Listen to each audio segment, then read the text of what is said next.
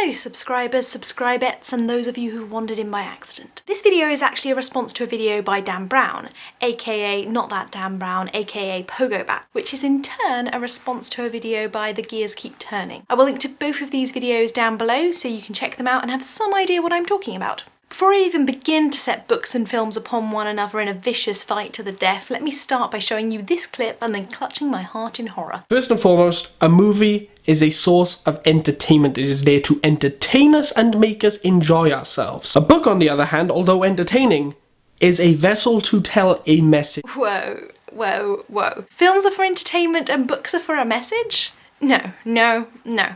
I disagree. I disagree so much that I have to repeat everything I say 3 times to really emphasise it. I'll give you that there may still be an attitude in our society where films are more entertainment, whereas books have acquired a scholarly, serious attitude in some respects. But this is not intrinsic in their mediums. You can still get books that are entirely crafted to entertain, and you can still get films that are entirely crafted to get a message across. I mean, novels were considered widely frivolous and entirely for entertainment in the first 100 years or so of their proliferation. They were scorned. They were new, they were popular, they were read en masse.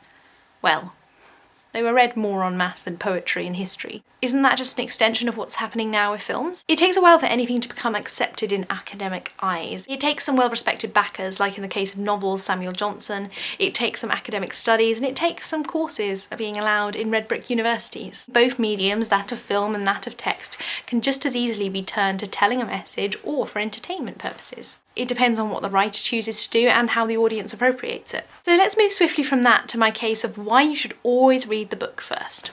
Now, I promised my subscribers ages ago that I would do a video telling you my reaction to the Hunger Games movie, and I quite notably haven't. The reason for this is I kind of didn't like it. I'm sorry, I thought it was okay, but kind of not great. Nowhere near as good as the book was. To be fair, there are very few movie adaptations that I've liked as much as the book. But even in those cases, I've never thought they're better than the book. They've just been maybe as good, a different interpretation. The ultimate reason I would argue that you should read a book before you watch the film adaptation is because, and I can hear my film studying friends across the country grinding their teeth at me, a book will always be better.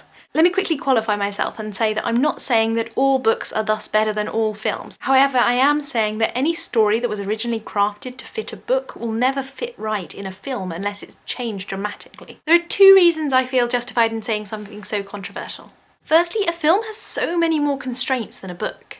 Believe me, having filmed a few YouTube videos now, I know. It has to be under a certain amount of hours, it has to fit to a budget, it has to do what is physically possible, whereas a book can transcend all these boundaries. It always seems kind of ludicrous to me that people think the natural thing for a book when it does well is then to be made into a film. They're just such different media to me, specifically in respect to how much time they'll engage you for. The Gears Keep Turning made this one of his key points, and I would wholeheartedly agree. You're not there long enough to really be sucked into it. But with a book, you have to dedicate a lot of time to a book. And all this extra time you spend reading a book means you engage more with the characters, you care more about the characters, you care more about the story, and you're thinking about it, and you're really sucked into this thing. Films try to squash a story that was originally designed to stretch over possibly even days into a really tiny couple of hours. It leads to cuts in detail and subtlety, and ultimately in quality. The second reason I would argue that the story of a book is necessarily better in its book form is a point Dan mentioned. Movies don't allow for individual interpretation. They don't allow for the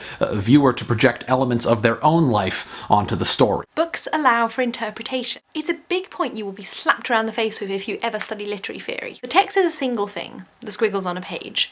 Readings are as many as there are readers. The reading is what you produce by interacting with those squiggles on the page, by interpreting them, by reading them, by bringing meaning to them. A film adaptation of a book is like going into one person's head and scooping out their reading. It could be a good reading, it could be a really interesting reading, but it is still presenting a single when you could have a multitude. This is where I would say it is actually dangerous to watch the film before reading the book. Having witnessed that other person's reading, the screenwriters or the directors, it prejudices your reading. It denies you the opportunity to interact with the text yourself, to develop your own idea of what characters look like, of how exchanges would happen, of whether the plot advocates A or B. I don't hate Daniel Radcliffe's interpretation of Harry Potter, but I do hate the idea that he might replace, for people who saw the film before they read the books, their own version of Harry. The Harry they would have created by bringing themselves to the text. This is the fundamental difference between a book and a film. Not only does the reader have to give give the medium more of their time. The very nature of that medium demands that they construct the story themselves, that they bring their own understanding to the necessary indeterminacy that will be found in it. Many of my friends whom I went to see The Hunger Games with hadn't read the books, and as such, they liked it more than I did. I think this was because it was their first interaction with the story, because, hey, no matter what medium, it's a good story. My disappointment was that I felt the book told that story and did so much more. Told it so much better. I felt the book was really able to capture a brilliant mix of fear and excitement for every moment Katniss was in the arena. I thought it portrayed an amazing, twisted, emotional relationship between Katniss and Peter based on various different motivations. I don't think the film managed to capture either of these. In fact, I would say that the relationship in the film didn't make sense at all. My fear is that even if these friends of mine then go on to read the book, they won't get as much from it as they could have if they hadn't watched the film. The fact that they already know the plot, the fact that they already have implanted ideas of the characters in their minds, will ultimately detract from what could have been a better representation of the story. With book-to-film adaptations, one is inevitably going to spoil the other, and I definitely fall into the camp of thinking the book should spoil the film. I think the book is able to tell a much more intimate story. It's allowing you to create your own story. I think if you've watched the film before approaching the book, it'll be a lot harder to do this. Anyway guys, agree? Disagree? I know a lot of you will disagree because I know a lot of you loved The Hunger Games, so all I can say is please don't hate me. Anyway, do you advocate reading the book before seeing the film? More generally, do you think there's been a film adaptation that's been better than the original book? Post some comments down below and we'll start chatting. Other than that, I will see you on Monday. Bye guys.